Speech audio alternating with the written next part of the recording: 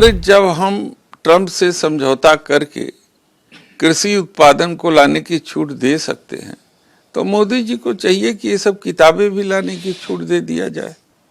आखिर 10 साल से आप क्या कर रहे थे? उस डील को तो खत्म कर सकती थी अगर कांग्रेस ने बेचने की डील की थी तो। आप अपनी करनी पे नहीं जा रही हैं और 20 साल पहले 10 साल पहले जो पिछली सरकारों ने काम किया है उनके गुनाहों को गिना करके आप अपने गुनाह छिपा नहीं सकती। ये भारत के लिए एक मैसेज है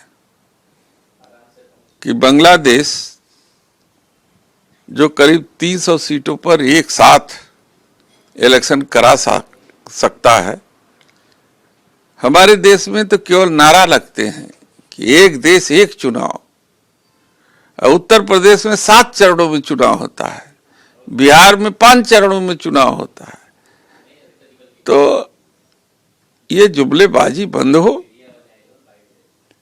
और लोकतंत्र को मजबूत करने की दिशा में इस देश की पार्लियामेंट और इस देश के लोगों को काम करना चाहिए। अरे जब हम ट्रंप से समझौता करके कृषि उत्पादन को लाने की छूट दे सकते हैं तो मोदी जी को चाहिए कि ये सब किताबें भी लाने की छूट दे दिया जाए। आखिर 10 साल से आप क्या कर रहे थे? उस डील को तो खत्म कर सकती थी अगर कांग्रेस ने बेचने की डील की थी तो।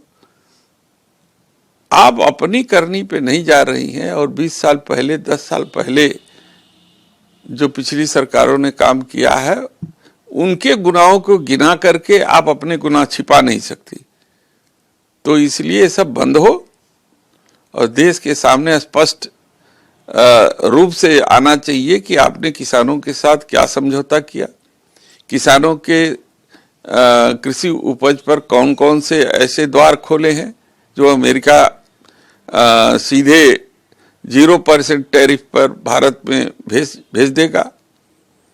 तो ये सब सारी चीजें अब जनता को जानने का हक है और जब तक ये पूरी तरीके से क्लियर नहीं हो जाएगा तो इसी तरीके की बातें ये करती रहेंगी और ध्यान भटकाने की कोशिश करेंगी।